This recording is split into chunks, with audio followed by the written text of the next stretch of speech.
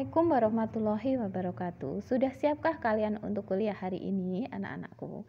Kuliah hari ini akan membahas tentang food inventory. Apa tujuan dari food inventory? Tujuannya adalah untuk mencatat semua perolehan dan perubahan pangan yang ada di tingkat rumah tangga. Nah, survei ini berlangsung selama 7 hari. Hari pertama dalam survei itu yang dilakukan adalah melakukan inventarisasi semua jenis pangan yang ada di tingkat rumah tangga dengan cara ditimbang dan dicatat. Nah, makanan yang ada pada hari pertama ini dianggap sebagai stok pangan di tingkat rumah tangga tersebut.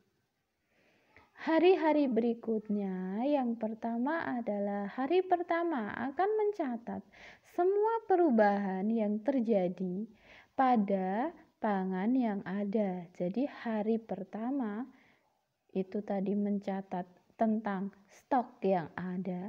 Hari berikutnya adalah mencatat perubahan yang terjadi sampai hari ke-6. Yang dicatat perubahannya adalah penambahan bahan makanan, baik berasal dari pembelian makanan, pemberian seseorang, atau dari produksi sendiri. Pengurangan bahan makanan, baik itu berupa sisa atau untuk makanan ternak. Nah, itu juga ditimbang, dicatat. Tujuannya untuk apa dilakukan pencatatan perubahan? Tujuannya adalah untuk tahu pangan yang benar-benar dikonsumsi oleh anggota rumah tangga. Data informasi anggota rumah tangga yang diperlukan selain tadi makanan adalah umur, jenis kelamin, aktivitas, dia beraktivitas rendah, sedang, atau tinggi, status fisiologi, apakah dia dalam keadaan hamil atau dia dalam keadaan berkebutuhan khusus,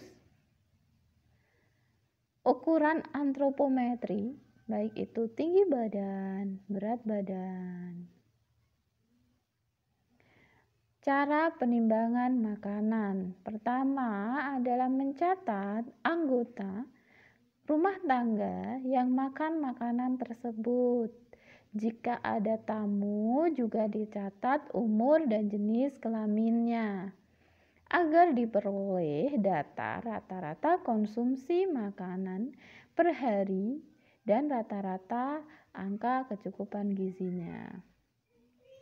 Langkah dari food inventory yang pertama adalah saat pewawancara datang itu memperkenalkan diri, menyampaikan tujuan dari survei.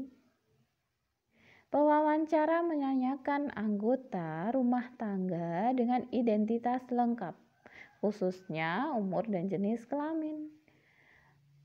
Melakukan pengukuran pangan di tingkat rumah tangga.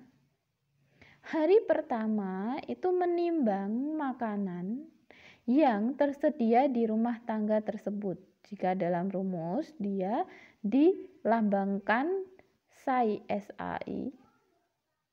Hari-hari berikutnya yaitu mencatat semua makanan yang masuk dan keluar dengan lambang PMI. Kemudian mencatat makanan yang keluar yang diberikan kepada orang lain yaitu PKI sejak hari pertama,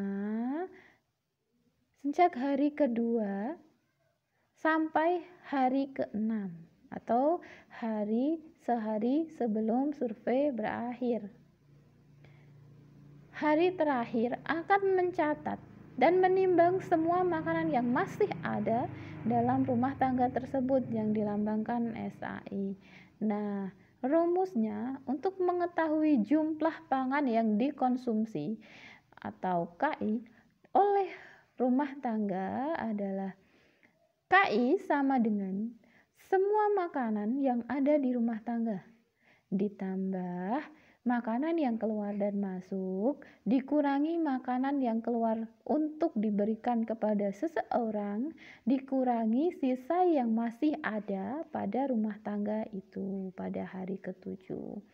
Nah, untuk tahu konsumsi zat gizi per rumah tangga itu cara rumusnya adalah dari hasil KI tadi dikalikan dengan nilai zat gizi per 100 gram yang bisa diperoleh dari PKPI atau dari BMP. J itu maksudnya adalah jenis zat gizinya. Bisa karbohidrat, energi, protein, lemak. K1 adalah berat pangan ke1. KGJ per N itu adalah jumlah anggota rumah tangga yang ikut mengkonsumsi. Maka rata-rata konsumsi zat gizi per kapita per hari atau per orang per hari itu sama dengan konsumsi zat gizi dalam tingkat rumah tangga per jumlah yang mengkonsumsi. Kelebihan dari survei ini adalah mempunyai data yang sangat akurat karena mulai dari proses penimbangan. Kekurangannya adalah sangat mahal karena prosesnya butuh penimbangan semua bahan makanan, pencatatan, waktu yang lama selama 7 hari, butuh tenaga yang terlatih untuk mencatat semua bahan makanan yang ada, menimbang bahan makanan yang ada. Perlu partisipasi yang tinggi dari responden karena dia harus mengikuti survei sampai 7 hari. Target sasaran dapat merubah kebiasaan makan. Kenapa? Karena mungkin merasa ini sedang dicatat. Jadi dia akan memakan makanan yang lebih prestis, misal seperti itu ya. Nah, hanya mencatat makanan yang tersedia. Nah, tidak mencatat makanan yang lainnya.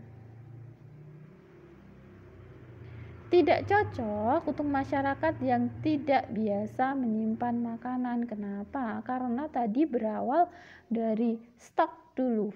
Makanan yang ada di rumah itu dianggap menjadi stok bahan makanan. Sekian presentasi tentang food inventory. Jika ada yang kurang jelas bisa ditanyakan. Assalamualaikum warahmatullahi wabarakatuh.